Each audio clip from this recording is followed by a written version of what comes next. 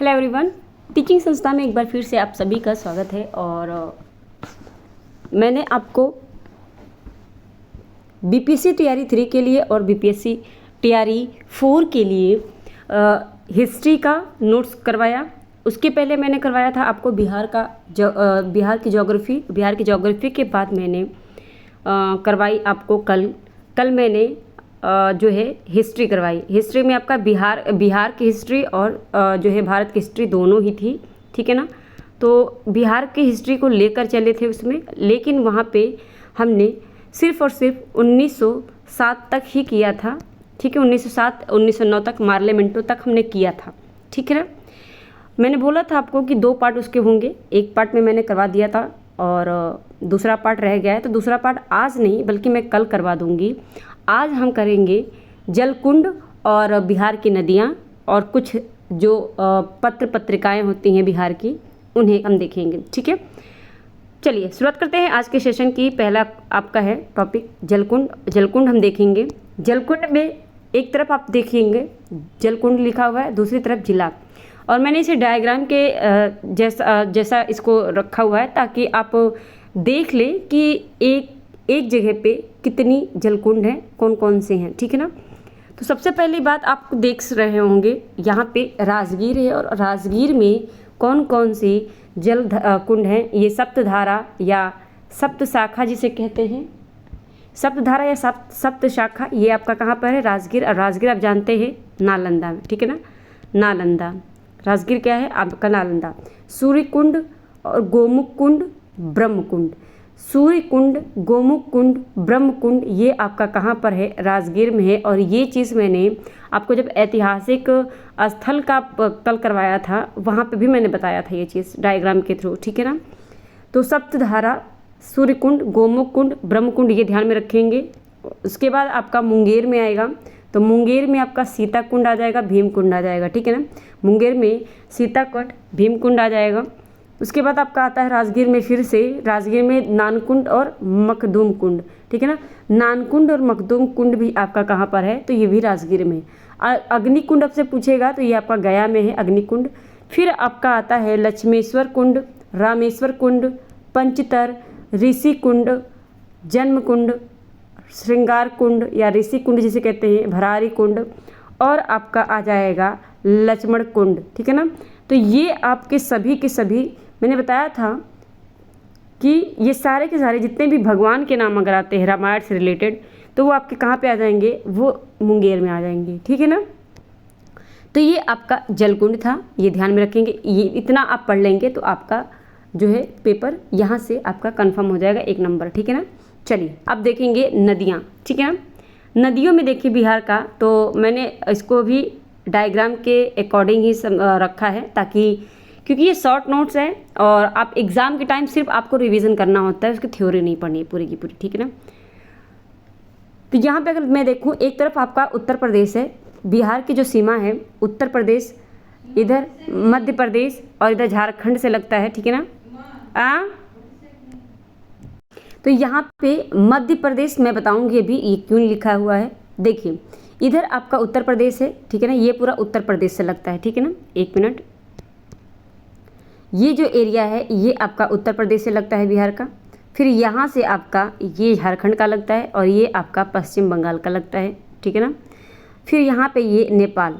तो एक देश से बिहार का जो सीमा है वो साझा होता है, दूसरा आपका उत्तर प्रदेश और पश्चिम बंगाल और झारखंड से होता है, ठीक है ना। उत्तर प्रदेश में 7 राज्य जो 7 जिला जो हैं वो इसके वो करते हैं, साझा करते हैं उत्तर प्रदेश से। और झारखंड में से भी आपके 8 जिला बिहार के साझा करते हैं, यानी सीमा अपना बनाते हैं। और पश्चिम बंगाल से 3 जिला साझा करते हैं, नेपाल से 7 जिला साझा करते हैं बिहार के, ठीक है ना। अब ये मध्य प्रदेश क्यों है, तो मध्य प्रदेश ये आपका जो सोन नदी है ना, ये अमरकंटक से निकलती है, वही दर्शाने की यहाँ पे कोशिश की गई है। अब देखिए अब समझ में आ जाएगा। देखिए ये आपकी क्या है, गंगा नदी, ठीक है ना। बिहार को 2 भागों में बीचों बीच से काटती है और बंगाल की खाड़ी में जाके गिर जाती है, ठीक है ना। तो गंगा नदी बहती है और गंगा नदी से सारे दक्षिण से और उत्तर से नदियाँ आकर मिलती हैं, इन्हें आप क्रम से देखेंगे। सबसे पहले घाघरा नदी आती है और ये घाघरा नदी आपका कहाँ पर, तो ये बक्सर में मिलती है, ठीक है ना। घाघरा नदी गंगा नदी से बक्सर में मिलती है। घाघरा को सरयू नदी के नाम से भी जाना जाता है, ठीक है ना, सरयू नदी के नाम से भी जाना जाता है उत्तर प्रदेश में। उसके बाद आपका आता है भैंसा लोटन से होते हुए ये गंडक नदी पश्चिमी चंपारण से, ये गंडक नदी आपका यहाँ पे आकर मिल जाता है। फिर आपका आता है बूढ़ी गंडक, गंडक के बाद बूढ़ी गंडक, और बूढ़ी गंडक भी आपका गंगा नदी में आकर मिलता है। बूढ़ी गंडक की एक सहायक नदी भी है, कौन सी, तो वो आपको दिखने को मिल रही होगी, बागमती। फिर आपका यहाँ पे आता है कोसी नदी, जो कि बिहार का 70% बाढ़ को ये बाढ़ आने का कारण है, 70%, ठीक है ना। और यहाँ पे अगर मैं बताऊँ, कोसी नदी की सहायक नदी है कमला नदी, ठीक है ना। तो कोसी नदी भी आपका ये आपका कहाँ पे मिलता है जाके, तो ये गंगा नदी में मिलती है। फिर यहाँ से आप देखेंगे तो ये आपका महानंदा नदी आती है और ये भी गंगा नदी से आकर मिल जाती है, ठीक है ना। दक्षिण से आप देखेंगे तो कर्मनाशा नदी, और कर्मनाशा नदी सबसे पहले आके मिलती है। उसके बाद आपका सोन नदी, ठीक है ना, सोन नदी ये मध्य प्रदेश के अमरकंटक से निकलती है, जाकर गंगा नदी में मिलती है। इसी सोन नदी पर ही पटना में जो आपका सोनपुर है, सोनपुर का मेला लगता है, ठीक है ना। पुनपुन नदी ये आपका गंगा नदी में जाकर मिल जाता है। और फल्गु नदी, जिसे पवित्र नदी भी कहा गया है, बिहार का सबसे पवित्र नदी तो फल्गु नदी को कहा गया, यहीं पे इसी को निरंजना नदी के नाम से भी जानते हैं। और इसी नदी के किनारे, या नदी पर हम कह सकते हैं, नदी के किनारे ही कहिए, ठीक है, वही सही रहेगा, गौतम बुद्ध को, ठीक है ना, ज्ञान की प्राप्ति होती है। उसके बाद आता है क्यूल यहाँ पे गंगा नदी से दक्षिण से मिलती है। और फिर आपका आता है अजय, लास्ट में आपका अजय आता है। तो ये क्रम वाइज अगर देता है तो आप आराम से कर लीजिएगा इसको, ठीक है ना। तो ये थे बिहार के नदी तंत्र। अब हम देखेंगे, जो हमने बताया था कि रचनाएं हम करेंगे वो मैं उसमें अलग से करवा दूंगी, तो मैं आज इसी में मर्ज कर रही हूँ, ठीक है ना। सबसे पहले देखेंगे अंग्रेजी दैनिक, ठीक है ना, दैनिक अंग्रेजी के, जिसमें आपका सर्च लाइट से प्रश्न आपका बना था टीआरई में, ठीक है ना, पिछला जो हुआ था। तो सर्च लाइट ये आपका इंग्लिश का अंग्रेजी का दैनिक पत्र है और ये आपका पटना में शुरुआत हुआ था। सबसे पहली बार पटना में 1918 को पटना से स्टार्ट की गई थी अंग्रेजी दैनिक सर्च लाइट की, ठीक है ना। उसके बाद हिंदुस्तान टाइम, ये भी अंग्रेजी पत्रिका है और ये आपका पटना से ही 1986 में शुरू किया गया था। टाइम्स ऑफ इंडिया, ये भी पटना से 1986 में। तो टाइम्स ऑफ इंडिया और हिंदुस्तान टाइम ये पटना से 1986 में किया गया था। और जो सर्च लाइट है ये भी पटना से ही 1918 में किया गया था सबसे पहले। तो सबसे पहला अंग्रेजी कौन सा पत्र है, ये समाचार पत्र है, तो ये आपका सर्च लाइट हो जाएगा, ठीक है ना। तो तीनों अंग्रेजी के तीनों ही जो हैं ये आपके पटना से ही प्रकाशित हुए हैं। अगला है आपका हिंदी का। अगर हिंदी की बात करूं तो समाचार पत्र बिहार बंधु और आर्यावर्त। बिहार बंधु ये 1874 में इसकी स्थापना हुई थी, कहाँ पर, पटना में, ठीक है ना। आर्यावर्त की ये 1971 में 41 यानी 1941 में पटना में हुई थी, ठीक है ना। तो बिहार बंधु आप ध्यान में रखेंगे, ये इंपॉर्टेंट है, बिहार बंधु ध्यान में रखेंगे, ठीक है ना। तो ये हिंदी का पहला समाचार पत्र था बिहार बंधु, ठीक है ना। दैनिक जागरण की अगर बात करें तो दैनिक जागरण नवीनतम है और दैनिक भास्कर भी आपका नवीनतम है। तो दैनिक जागरण आपका 2000 में पटना से ही शुरुआत हुई और दैनिक भास्कर 2013 में ये भी पटना से शुरुआत हुआ। तो दैनिक जागरण आपका 2000 में आता है और दैनिक भास्कर आपका 2013 में आता है, ठीक है ना। बिहार का प्रथम अंग्रेजी साप्ताहिक समाचार पत्र कौन सा है, तो ये द बिहार हेराल्ड, जो कि 1875 में इसको प्रकाशित किया गया था, ठीक है ना। तो बिहार का पहला अंग्रेजी साप्ताहिक समाचार पत्र कौन सा है, द बिहार हेराल्ड, ठीक है ना। फिर आपका आता है बिहार का प्रथम अंग्रेजी दैनिक समाचार, ये साप्ताहिक था, ठीक है ना, साप्ताहिक, और ये क्या है, दैनिक समाचार। जब पहला अंग्रेजी दैनिक समाचार पत्र बोलेगा तो आपका सर्च लाइट हो जाएगा, जो कि आपका 1918 में हुआ, ठीक है ना, पटना में, ठीक है ना। अब आपका आता है बिहार का पहला साप्ताहिक हिंदी समाचार पत्र, तो ये बिहार बंधु, जो कि 1874 में इसकी स्थापना हुई, ठीक है ना। बिहार का प्रथम हिंदी दैनिक समाचार पत्र, ठीक है ना। तो ये सर्व हितैषी हो जाएगा, जो कि 1882 में शुरुआत की गई थी, ठीक है ना। सर्व हितैषी, ये ध्यान रखेंगे। अब परीक्षा उपयोगी के तथ्य के रूप में देख लेंगे, ठीक है ना। ये थोड़ा सा ध्यान रखना है आपको। पटना उच्च न्यायालय की स्थापना कब हुई? तो ये 9 फरवरी 1916 को पटना उच्च न्यायालय की स्थापना हुई थी, ठीक है ना।